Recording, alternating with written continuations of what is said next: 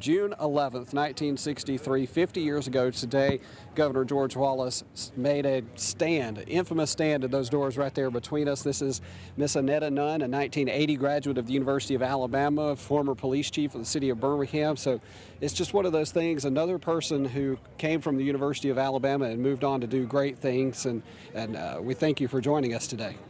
Thank you for having me. So talk to me about your time here. You were at UA from 1976 to 1979, is that correct? 1980? That's correct. My time here was pretty much enjoyable. I was part of the $1 Million Band, student of criminal justice, because I always planned to be a police officer when I enrolled. Mm-hmm.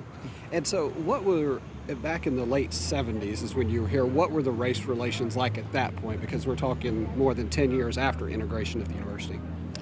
There was still a small minority population here of African American students, and we tended to stay together, even from the time of the band.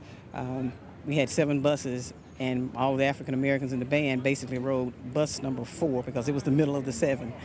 But I had great relations with other students on campus, Caucasian students. We worked together, studied together sometimes, helped each other out.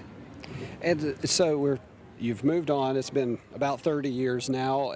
And as you come back to the university and just hearing things, what's your take on where the university stands now, 50 years after the stand in the schoolhouse door?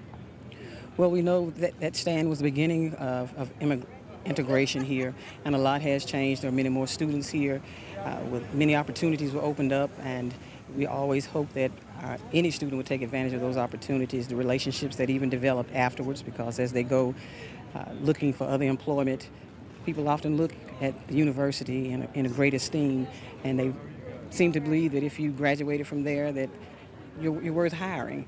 And so we hope that they will take full advantage of that. The campus, the physical campus itself has changed a lot. I got directions before I came here, so exactly where I was going, where I could park, because it's just totally different. And one thing that everybody kind of is talking about is this event that's going on tonight at 6 o'clock, the commemoration of the 50th anniversary. So why did you want to be here? You weren't here in '63, but I'm sure it played a big part on it.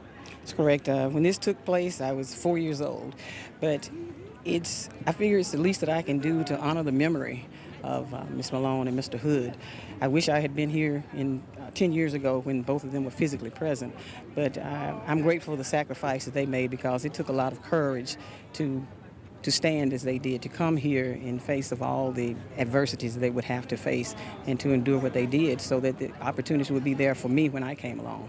All right, well, I appreciate you being here with us and joining us and talking about your time here at the university. Thank you. Thank you.